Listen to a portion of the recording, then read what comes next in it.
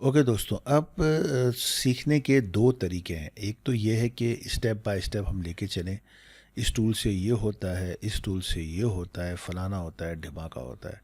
Of course, लेकिन सबसे बड़ा मसला होता है कि once you start working on any project, तो उस वक्त सही तरीके से पता चलता है। तो मैं प्रेफर करता हूँ कि आप या तो ड्रिबल में या कोई भी इमेजेस डॉट गूगल में अच्छी सी यूआई की एलिमेंट को कॉपी करें और उसको डिट्टो कॉपी बनाना शुरू कर दें। It is the best practice. Fortunately मैंने ऑलरेडी एक लेआउट बनाया हुआ है, तो लेट्स हम इस तरह कर लेते हैं कि हम इसी को, मैंने कंट्रोल सी से कॉपी किया, इसको मैं बंद कर रहा हूँ और कंट्रोल वी से मैंने इसको पेस्ट कर दिया। अब ये जो आप चीज़ देख रहे हैं, इस पे हम लोग काम करेंगे और इससे हम सीखेंगे भी। मिसाल के तौर पे, भाई ये कैसे बना, अमूमन स्टूडेंट सवाल करते हैं भाई ये कैसे बना। तो जब मैं आपको बता रहा हूँ तो इसमें फॉर एग्जांपल मैं आपको ये बता रहा हूँ कि आप इसके अंदर जो है ना, इसको कैप्स कर दें सबको। ये कैप्स कैसे होगा, तो वो सीखने के दरमियान ही आपको काफ़ी पता चल जाएगा। लेकिन फिर भी जिस तरह सब लोग कर रहे होते हैं, मैं आपको बेसिक लेके चलता हूँ कि भाई किस टूल से क्या होगा। इस टूल से आप मूव कर सकते हैं, इससे आप स्केल कर सकते हैं। ये एक फ्रेम है, ये स्क्रीन है, ये स्लाइस है। फ्रेम्स का मकसद ये होता है कि जब भी आप किसी भी प्रोजेक्ट पे काम कर रहे होते हैं, उसके साइजेस होते हैं। जैसे डेस्कटॉप की आप वेबसाइट बना रहे हैं कोई भी, तो उसका साइज़ होता है। वो साइज़ के लिए हम फ्रेम क्रिएट करते हैं। यूँ समझिए ये पूरी एक टेबल है। इस टेबल के अंदर डिफरेंट किस्म की चीज़ें फैली हुई हैं। जैसे फॉर एग्ज़ाम्पल आपने ये बनाया, सही है, फिर ये बनाया, फिर ये बनाया, ये बनाया। तो अब ये जो ये पूरी मेज़ है, यूँ समझिए पूरी टेबल है। ये जो पीछे का आपको ग्रे नज़र आ रही है, एक टेबल। इस टेबल के अंदर मुख्तलिफ़ चीज़ें रखी हुई हैं। आप चाह रहे होंगे यार इसको मैं कहीं ना कहीं एक जगह पे प्लेट में रख दूँ, तो फ्रेम जो है वो फ्रेम की शॉर्ट की ये है एफ़। लेकिन लेट से मैं इसको यहाँ रखता हूँ, इसको यहाँ रखता हूँ, तो ये एक फ्रेम के अंदर आ गया। तो फ्रेम की डिटेल तो मैं आपको बताऊँगा, ये तो मैंने आपको ऐसे ही जल्दी में बताया।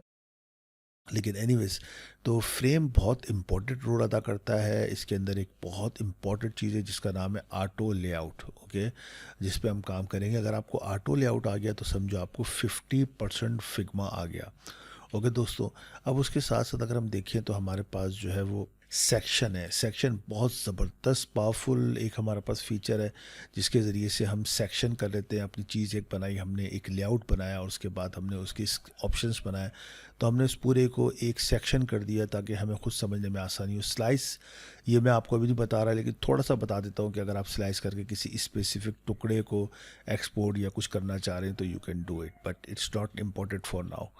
मैं दोबारा ये चलता हूँ। ये अपने नाम से ही ज़ाहिर है, इसको समझाने की मेरे ख्याल में कोई ज़रूरत नहीं है। प्लेस इमेजेस, अगर आप कोई इमेज को प्लेस करना चाहते हैं यहाँ पर, तो यू कैन डू दिस।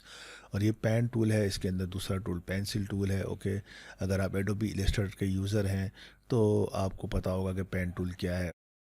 नहीं भी पता तो I tell you, but for now ये चीज़ें हैं। और इसके बाद ये टेक्स्ट टूल अपने नाम से ज़ाहिर है, इसके बारे में आपको क्या पता हो।